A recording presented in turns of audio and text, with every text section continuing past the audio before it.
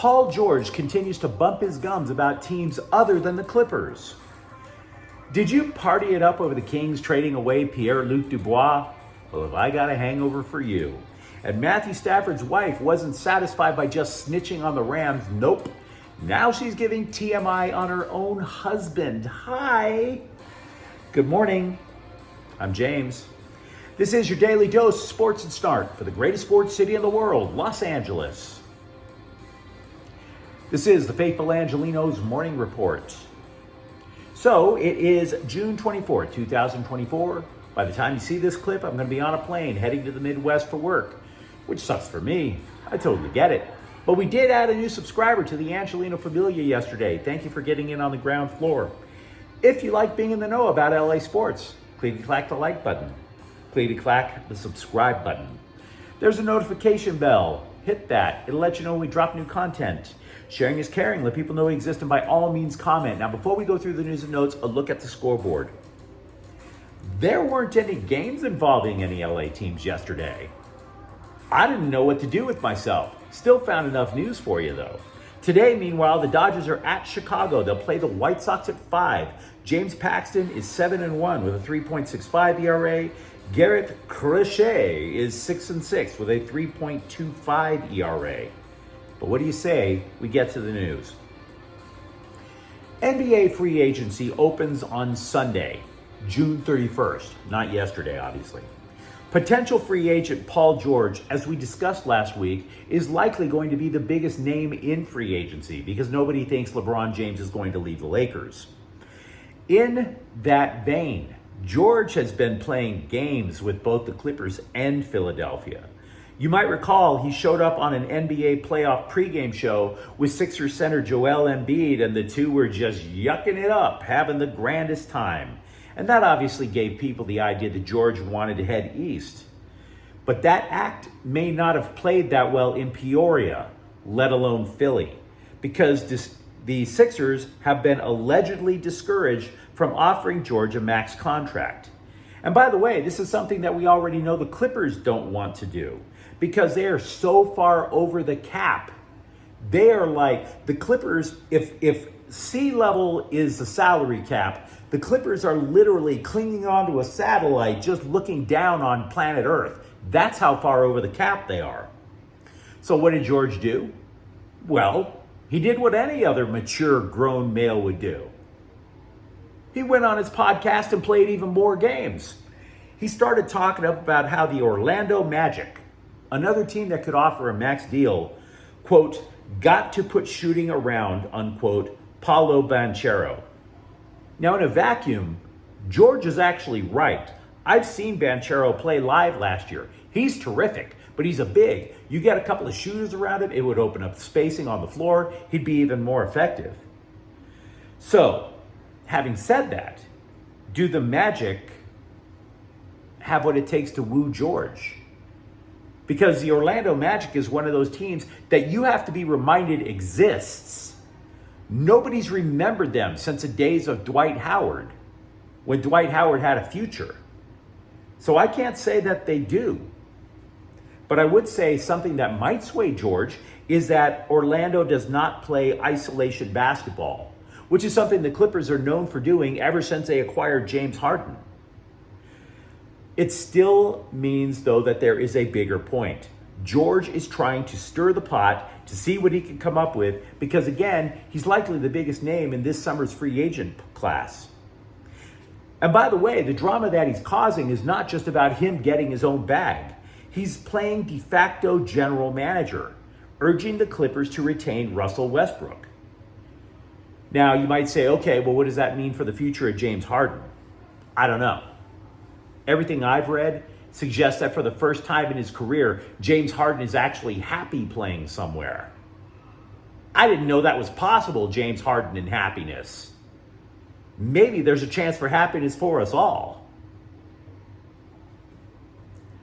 Recently, every Angeleno that owns a pair of rollerblades, a hockey stick, and a dream, they all rejoiced when the Kings sent hockey's laziest player, Pierre-Luc Dubois, off to Washington, D.C.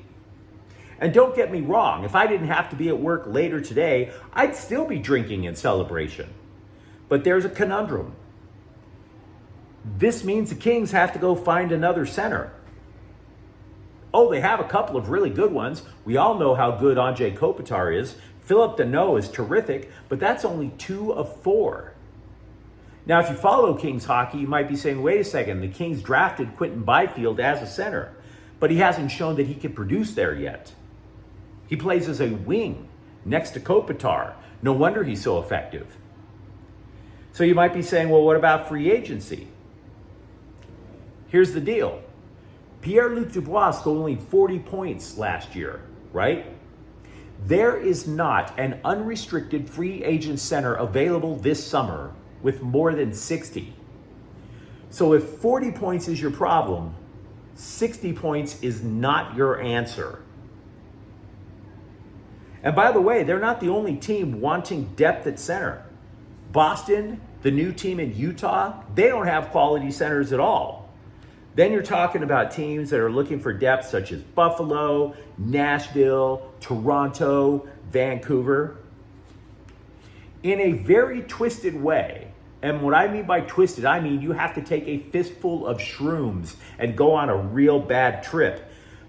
But in that sense, you could actually see why the Washington Capitals were actually willing to roll the dice on Dubois. There aren't any centers out there. Don't get me wrong, it's still going to fail for Dubois in Washington. We've got a track record on Dubois that extends across the entire continent of failure. I'm just saying you can see why they did it. I also bring that up because there's an NHL scribe who wished upon a star yesterday that, oh, wouldn't it be nice if the Kings bring back Tyler Toffoli, which does sound delightful. Only Toffoli plays right wing, so that doesn't solve the problem. I hate what I'm about to tell you. I try to be honest, but I really do hate what I'm about to tell you. Marriages, you see, are extremely tough.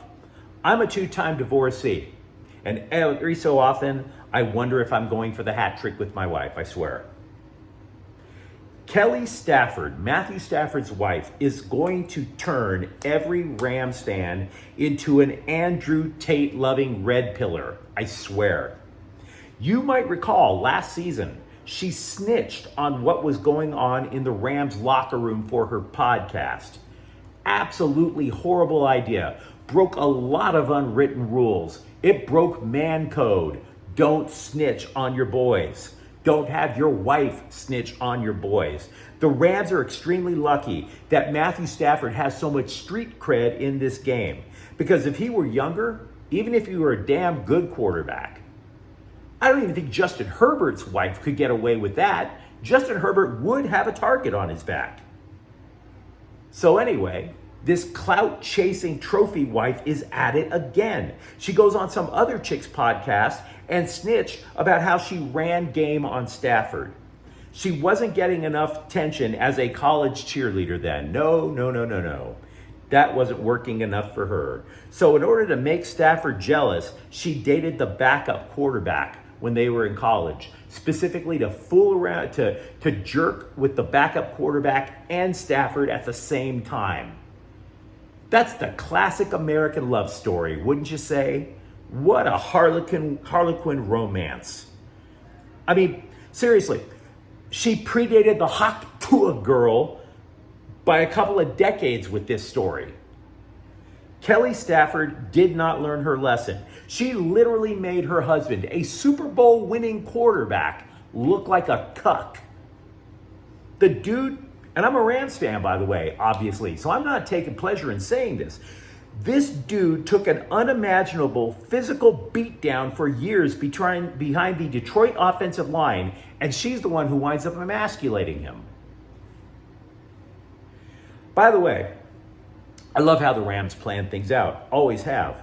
I always thought if they missed the playoffs, maybe it's Sean McVay burning out, maybe Cooper Kupp's knees spontaneously combust. I had no idea the biggest threat to the Rams was Kelly Stafford and a microphone.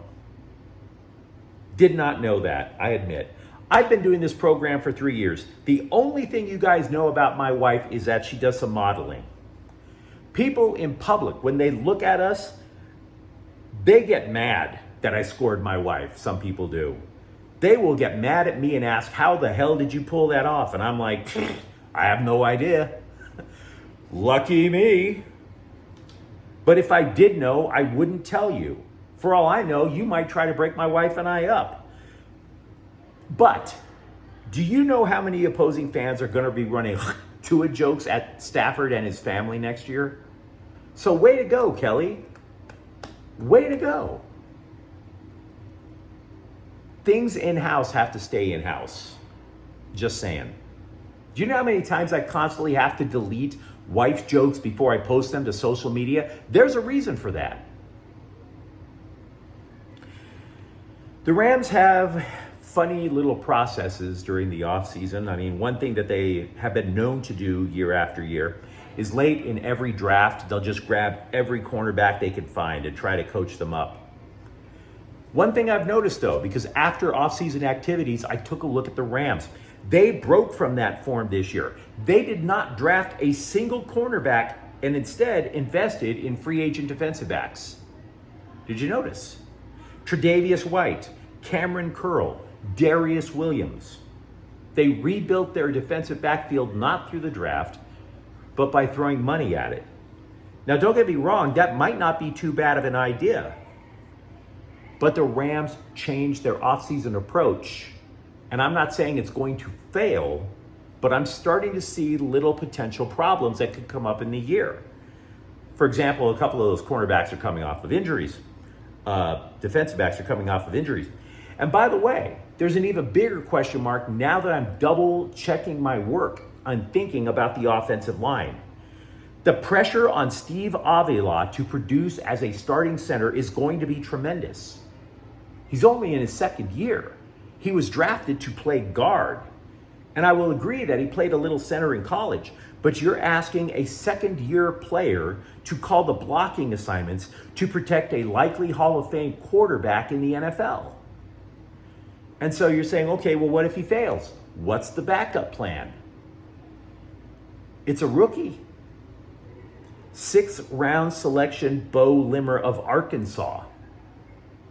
So I will tell you, I liked a lot of what the Rams did in the offseason. ESPN clowned the Rams offseason for trading up in the second round to go get a defensive tackle. That might not be the problem. The problem actually might be center, not defensive line, because it's a big ask. Speaking of defense, you might recall last season the Rams tore their defense down to the nub. There went Jalen Ramsey. There went Bobby Wagner. And as a result, the Rams had an ungodly amount of so-called dead cap space, which is money earmarked to a former player, but it still goes against your salary cap. The Rams had about $75 million in dead cap space last year, easily the most in the NFL. Now, it's down to $4 million. But here's the thing. That's a clerical thing. It's not true. The Rams have not put Aaron Donald on the so-called retirement list yet. If they do, when they do, his dead cap money would be about $25 million. And it's a curious move. Now, I'm not sitting here to make this big complaint about dead cap money. I'm not. What I'm saying to you instead is be on the lookout, because you're going to see story after story after story about the Rams trying to see if they could talk Aaron Donald out of retirement. That's my belief. While he is not on the retirement list, that is my belief. We have learned a winger is not just a winger in soccer, in the sense that Gabriel Peck and Joseph Paintsil of the LA Galaxy both prefer to play on the right side of the pitch. And it is possible that the Galaxy front office might have made a mistake in the sense that Peck is left-footed and they thought he would want to play on the left side. Not so. So as such, at the beginning of the year, there was a little bit of turbulence with the Galaxy's offensive flow. But what's working for the Galaxy, Peck and Paintsil, they figured it out. Now they're switching sides. Now they're reacting to each other. They'll switch left to right, right to left, throw the opposing defense off. And this has apparently been part of the reason that Peck has been enabled on a terrific run of form lately. Because he didn't just score the only goal of the match in a win at Salt Lake City on Saturday. He has 3 goals, 5 assists in his last 6 matches. And LA, by the way, has won 5 of those matches. Galaxy manager Greg Vanney told MLSsoccer.com, "We know the quality he has, his ability on the right side to get it in off his left foot, and he's had a couple of finishes in the last few games with that. Meanwhile, when he's on the left, he gets to the end line and he creates problems, setting up goals, which he did earlier in the week. He's finding ways in this league and in this team. And we are finding ways to continue to get him the ball in good positions," unquote. There's a wide receiver named Brady Young who might be one of the luckiest people in college football. He was originally supposed to go to a Division II school, and then USC called and asked if he knew how to catch a forward pass. Now, he's not getting a scholarship, but now he is one of the Trojans' 8 wide receivers. He is going from a football program with a smaller stadium than my high school. The football program he left, their stadium seats only 2,500 people. Now he's playing in the Big Ten. Talk about an upgrade. You'll be hard-pressed to find anyone who loathes the Boston Celtics more than I do, but I would be remiss if I didn't mention that rookie Drew Peterson, a former USC player who went undrafted, is now an NBA champ. He played the majority of the year in G League. He was part of a, quote, stay ready group of players during the postseason. It counts.